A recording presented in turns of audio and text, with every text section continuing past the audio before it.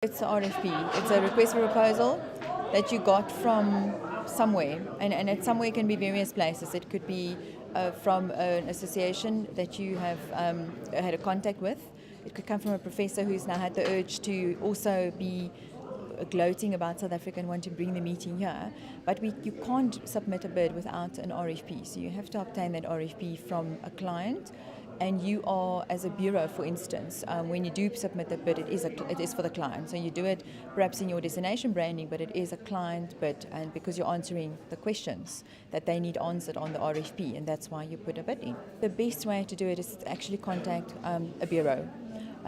You can also contact the National Bureau. The National Bureau brings leads into wherever the professor or whoever we get the lead from to say where they want to have the bid.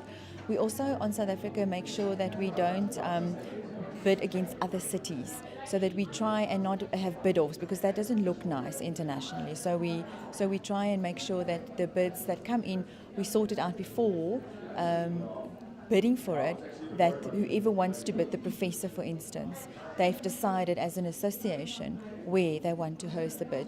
Do they want it in Durban, Joburg, in PE, in Bloemfontein? And then we would put in a bid and we get support from the South African National Bureau. It just strengthens our case as South Africa, because at the end of the day it is presented in South Africa, the bid. So that's one key thing. Then it's to get that industry buy-in and to get a bit of the government buy-in. Yes, comes because you're a bureau that is supported by a province, so you get a buy-in from government to say we support the bid, which is really important.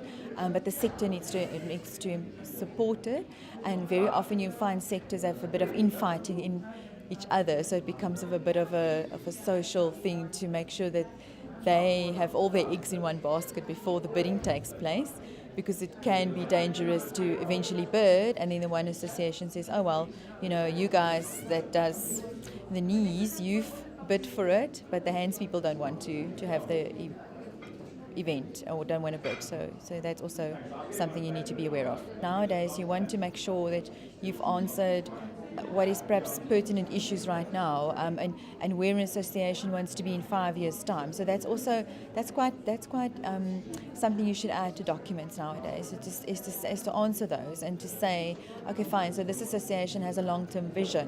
What is it? And will the conferences, if we win it, can it address those, and then work around that? So it's quite content rich, and you can make it content rich when you put in bids for an association.